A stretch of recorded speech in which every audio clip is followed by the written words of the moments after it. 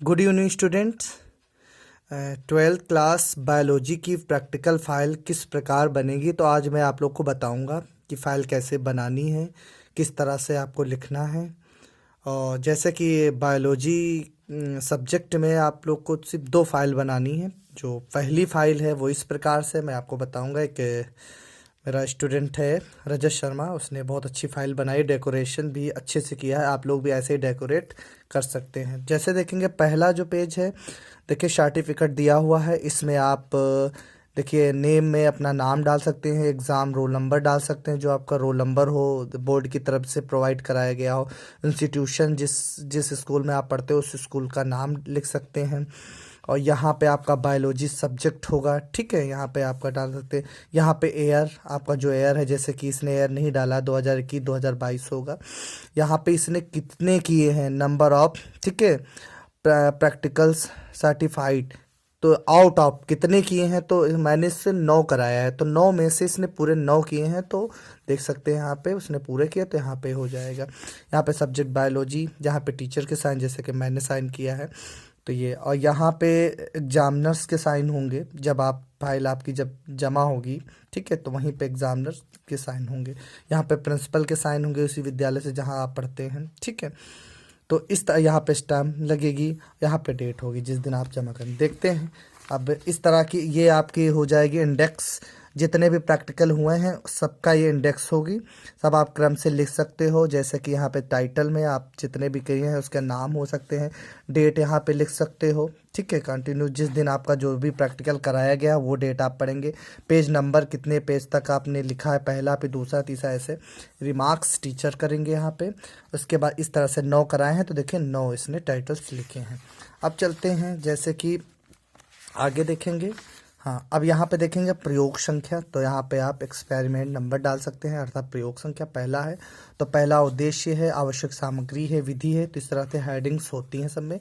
तो देख सकते हैं आपका इस तरह से ये फाइल बनी हुई है, जैसा कि आप आराम से इसको देख सकते हैं। ये है टोटल। यहाँ से देखेंगे, यहाँ तो कुछ यहाँ पे चित्र होते हैं, जैसे कि पहले चित्र नहीं दिया है, फिर इसके बाद आएंगे देखेंगे यहाँ प्रेक्षण दिया है, प्रेक्षण के बाद इस तरह का देखते हैं, ये फाइल इस तरह बनेगी। अब देखेंगे यहाँ पे चित्र बना हुआ है, बच्चों ने बहुत अच्छा बनाया है, मैंने इसको गुड भी दिया है, बहुत अच्छा बनाया है इसने। देखेंगे जनन कोशिका, केंद्रक, जनन छिद्र इत्यादि। देखिए कोशिका का चित्र बहुत सुंदर, वाकई बहुत सफाई के साथ इसने बनाया है, ठीक है, तो मैंने इसलिए इसको गुड दिया। यहाँ सावधानियाँ हो जाएंगी। इस तरह से पहला जो एक्सपेरिमेंट है वो कंप्लीट हो जाए। दूसरा देखेंगे प्रयोग संख्या, ये देखिए दिया हुआ इस तरह इसने किया है। विभिन्न स्थानों से एकत्र की गई मृदा की बनावट का अध्ययन करना, ये देखिए दूसरा एक्सपेरिमेंट का जो उद्देश्य है लिखा गया है। ये इसका देखिए चित्र बना हुआ है, इसमें किस तरह इसका अध्ययन किया गया है ये देखेंगे। ये तालिका है, पूरी तालिका फिल करनी होती है, ये इस तरह से इसका बनाया गया है, ठीक है। इस तरह आप चाहेंगे तो इसका स्क्रीनशॉट ले सकते हैं।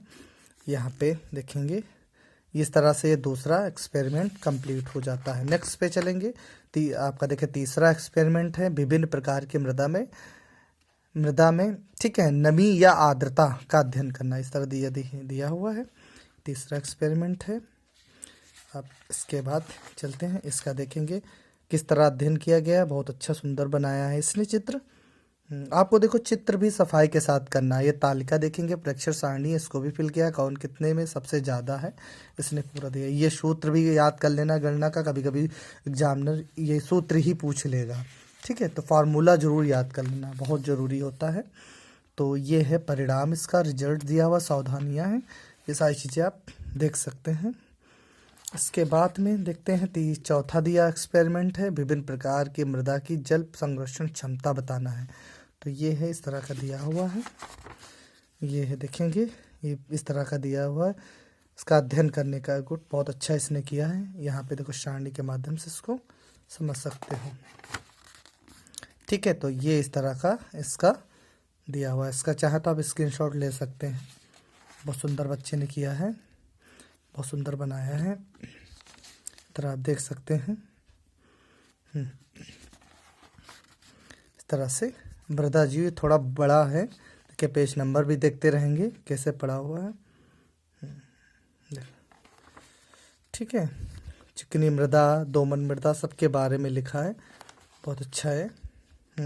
अब देखिए एक्सपेरिमेंट नंबर 5वां है, 5वां चल रहा है। भिन्न भिन्न स्रोतों के नमूनों के पीएच मान का अध्ययन करना है। तो पीएच मान सबका दिया हुआ है, सबका अलग अलग पीएच मान होगा। कुएं के जल का, नदी का जल का, तालाब का जल का, नालियों का जल का, ये सबका पीएच मान अलग अलग दिया हुआ है।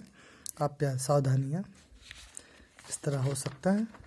फिर एक्सपेरिमेंट नंबर देखेंगे, छठा दिया हुआ है, 6 है ना। प्रयोग नंबर 6, जल के नमूनों की स्वच्छता या शुद्धता का अध्ययन करना। तो ये सारी चीज़ दिया हुआ है। ये देखिए किस तरह का दिया हुआ है, चित्र बनाया है, बहुत सुंदर से, अच्छे से बनाया है, बहुत सफाई के साथ काम किया है बच्चे ने। इस तरह का देखेंगे, पूरा अच्छे से काम किया है। फिर एक्सपेरिमेंट नंबर देखेंगे 7 दिया हुआ है। बहुत अच्छा किया। इस तरह देखेंगे, बहुत सुंदर सफाई के साथ काम किया है इसने, बच्चे ने। वेरी गुड मैंने इसको दिया है। आप भी ऐसे बना सकते हैं।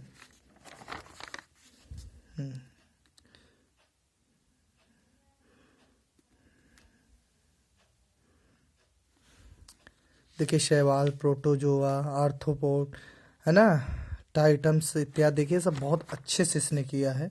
बहुत अच्छे सफाई के साथ इसने चित्र भी बनाया है, देख सकते हैं। इस तरह से आपकी फाइल बनेगी। ये आपकी हुई एक्सपेरिमेंट नंबर देखेंगे 8। ये है समसूत्री प्याज पे वर्क किया गया है। इसका उद्देश्य समसूत्री विभाजन का अध्ययन करने के लिए प्याज के मूलाग्र की अस्थायी स्लाइड बनाना होता है। ठीक है, तो ये दिया हुआ देखें स्लाइड, उसका प्याज का बना हुआ है। प्याज के मूलाग्र को उगाना किस तरह से बना हुआ है, बहुत सुंदर अच्छे से किया है। देख सकते हैं बहुत सफाई के साथ इसने किया है, बढ़िया।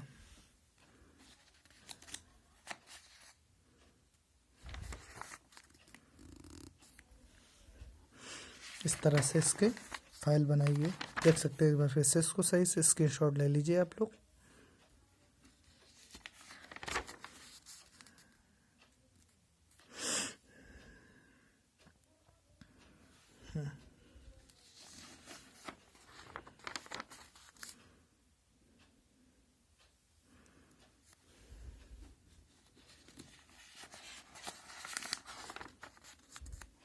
अब देखेंगे एक्सपेरिमेंट नंबर 9 देखेंगे, लास्ट है। मैंने 9 कराए हैं तो लास्ट इसका है ना। उपलब्ध पादप सामग्री जिससे मटर, पालक, प्याज आदि में डीएनए को पृथक करना होता है। तो इसने पूरा किया है बहुत अच्छे से साथ। ये देखिए इस तरह से इसका डीएनए को पृथक्करण करना होता है।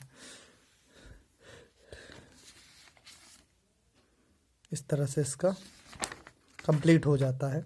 ये थी कुछ फर्स्ट वाली फाइल है, ये बनाई है बच्चे ने। देखो इतना अच्छा सुंदर डेकोरेशन किया है इसका। इस तरह से इसकी पहली फाइल कंप्लीट हो जाती है। अब हम नेक्स्ट फाइल की ओर चलते हैं। ये दूसरी फाइल है, आपको बायोलॉजी में 2 फाइल बनानी हो। ये दूसरी फाइल है।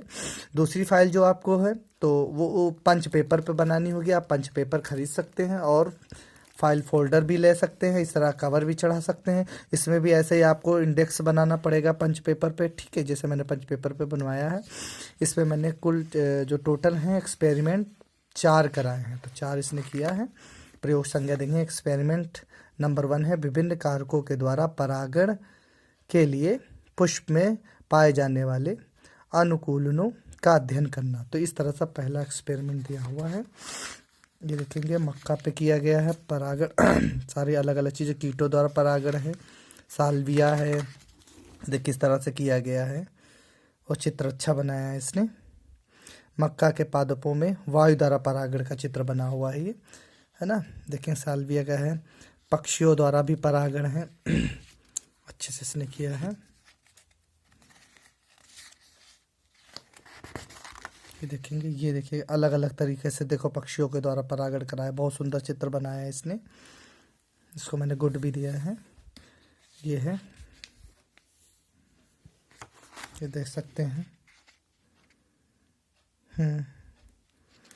इस तरह से आप देख सकते हैं।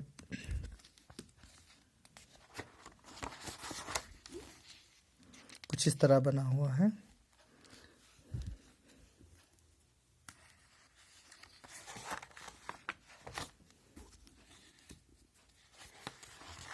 देखिए एक्सपेरिमेंट नंबर 2, ये इस तरह पर लिखा हुआ है। स्थायी स्लाइड की सहायता से स्तनधारी के व्यास तुला की अनुप्रस्थ का अध्ययन करना है। तो ये दिया हुआ है इसका, देख सकते हैं।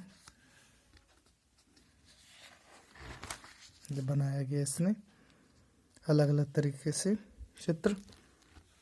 एक्सपेरिमेंट नंबर 3 है, प्रयोग संख्या 3 देखेंगे।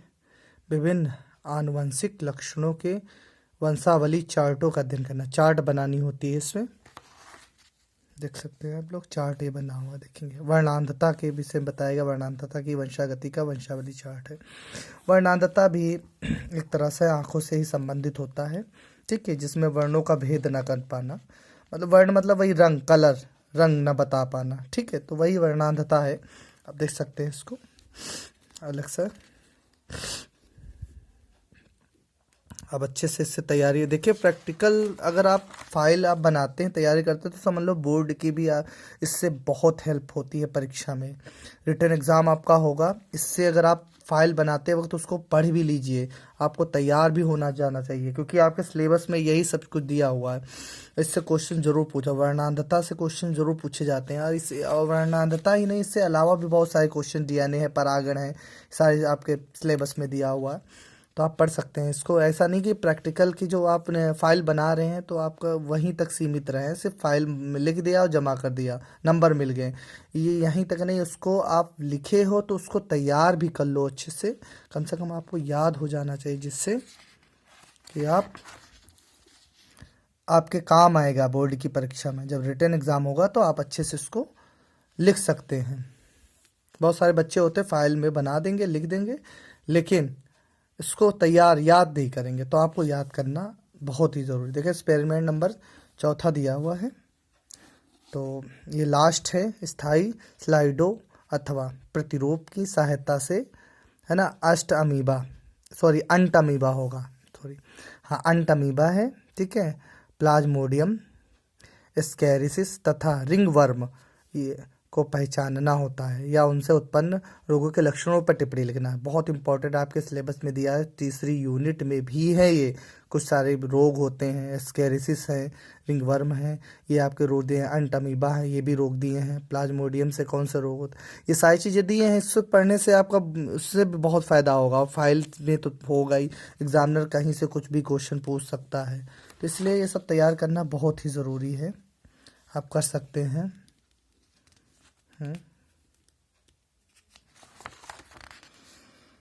ये देखिए प्लाज्मोडियम वाइलेक्स, तो इस तरह का आप देख सकते हैं चित्र बना हुआ है। स्केरिसिस का है, देखेंगे रोग के लक्षण है, लक्षण क्या है, उपाय भी हैं, सारी चीज़ें चित्र के माध्यम से। ये संरचना का चित्र बना है। रिंगवर्म क्या है, लक्षण, रोगों के लक्षण, है ना, सब चीज़ दिया हुआ है इसका।